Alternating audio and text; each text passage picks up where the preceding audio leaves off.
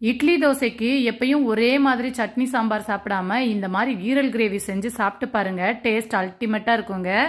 இந்த ஈரல் கிரேவி பண்ணுறதுக்கு பேனில் 1 டீஸ்பூன் மிளகு, சீரகம், சோம்பு சேர்த்து நல்லா ஃப்ரை பண்ணி கொரகொரப்பாக இடித்து எடுத்து வச்சுக்கோங்க. இப்போ கடாயில் 3 டேபிள் ஸ்பூன் எண்ணெய், 1/4 டீஸ்பூன் சோம்பு சேர்த்துட்டு 2 பெரிய சைஸ் வெங்காயம், 2 பச்சை மிளகாயை நல்லா அரைச்சி சேர்த்துக்கோங்க.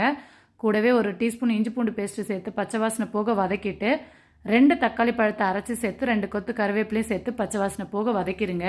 இதில் 1/4 டீஸ்பூன் மஞ்சள் தூள், 1 டீஸ்பூன் தனி மிளகாய் தூள், 1/2 டீஸ்பூன் மல்லித்தூள், 1/2 டீஸ்பூன் கரம் மசாலா, 1 டீஸ்பூன் உப்பு சேர்த்து பச்சை வாசனை போக வதக்கிட்டு 1/2 கப் அளவுக்கு தண்ணி சேர்த்து மூடி போட்டு ஒரு 10 நிமிஷம் குக் பண்ணுங்க.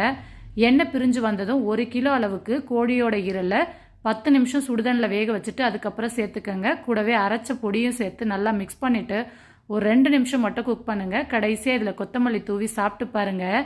டேஸ்ட் அட்டகாசமாக இருக்கும். ட்ரை பண்ணுங்கள். பாய்.